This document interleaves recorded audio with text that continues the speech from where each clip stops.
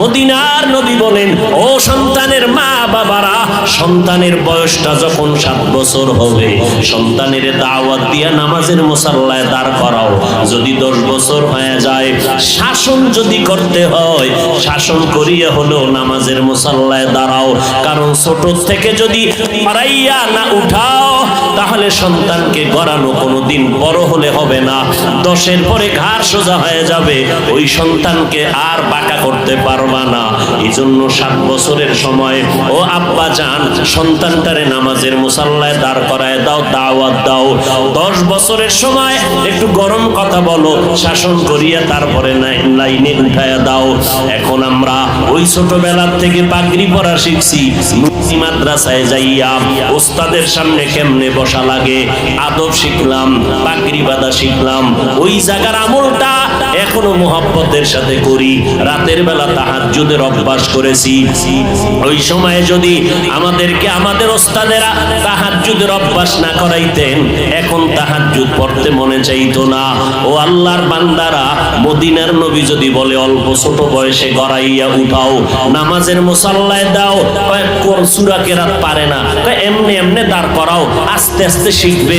এখন যদি কেউ কয় আগে সূরা পড়াও, মুখস্থ করাও 10 সূরা, এরপরে নামাজের দাঁড় করাও, তাহলে 10 বছর পার হয়ে যাবে, সম্ভব হবে না। আর মা বাবার দ্বারা তো হবেই না। আমি একজন বক্তা, আমি যদি আমার সন্তানরে মানুষ বানাইতে পারতাম, তাহলে আমি কেন আমার সন্তানের অন্য মাদ্রাসায় পড়াই? ডাক্তার সাহেব হাজার হাজার রোগীর চিকিৎসা করে, নিজে লেখাপড়া করাইয়া সন্তানটারে মানুষ বানায় না কেন? সন্তানটাকে কলেজ ভার্সিটিতে দিল কেন? নিজের দ্বারা সম্ভব না, অন্যের কাছে পাঠাও, সে তোমাকে মানুষ বানাবে।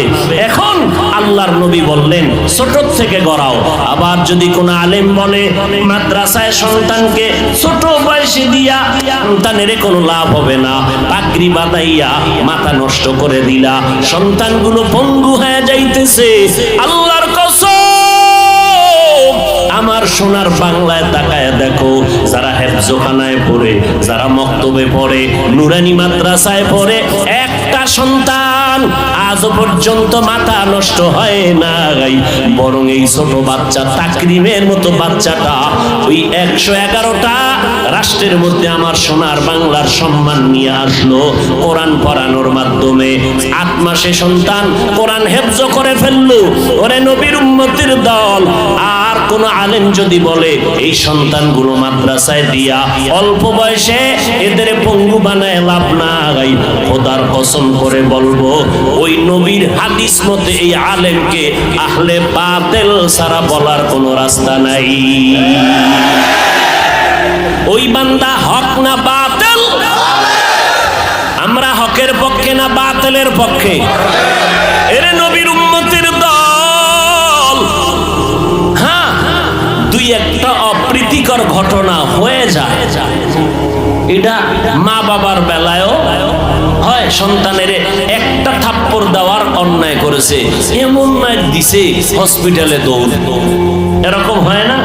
তো 2-1টা অপ্রীতিকর ঘটনা যদি কোন মাদ্রাসার শিক্ষক করে ফেলে, ছাত্রের উপরে আক্রমণ করে, আঘাত করে, আঘাত লেগে যায়, এটা তো মাইকে মানুষের সামনে বলিয়া আলেমের প্রতি হিংসা আর দূরত্ব তৈরি করার কোনো মানি হতে পারে না। নবীর উম্মতের দল বলবেন, হাফিজ ভাই আপনি কেন আলেমের বিরুদ্ধে বলেন? আমরা তো আহলে হকের বিরুদ্ধে বলি না, আমরা যারা আলেমের ব্যানার লাগাইয়া উম্মতের ঈমান ধ্বংস করতে চায় এদের বিরুদ্ধে বলতেই হবে, না বললে রাসূলের হাদিসের অনুযায়ী গুনাহ হয়ে যাবে।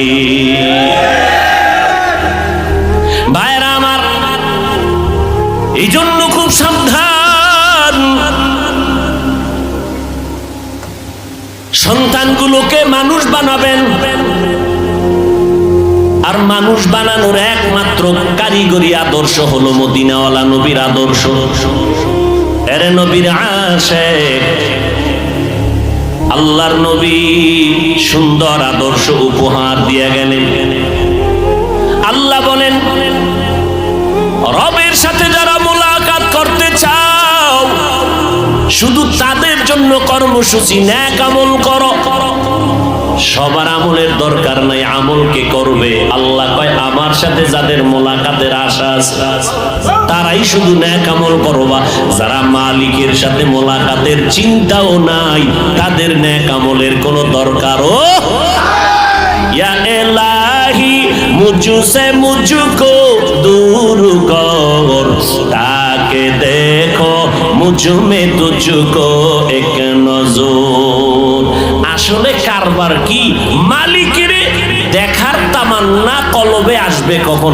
মালিকের তো চিনেই না। একজনের চিনলে না মোহাব্বত বাড়ে, না চিনলে তো মোহাব্বত বাড়ে না। আমি আমার উস্তাদকে চিনেছি, উস্তাদের জন্য আমার জীবন পাগল। আমি আমার নেতাকে চিনলাম, তার জন্য জীবন পাগল। আমি আমার বন্ধু চিনলাম, বন্ধুর জন্য জীবনটা পাগল। ও আল্লাহর বান্দা, যেই বান্দা আমার মালিকের পরিচয় পাবে ওই বান্দা কেন মালিকের নামের পাগল হবে না?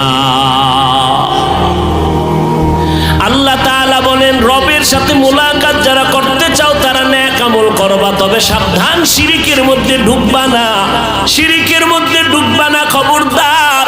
কারণ শিরিক এমন একটা মারাত্মক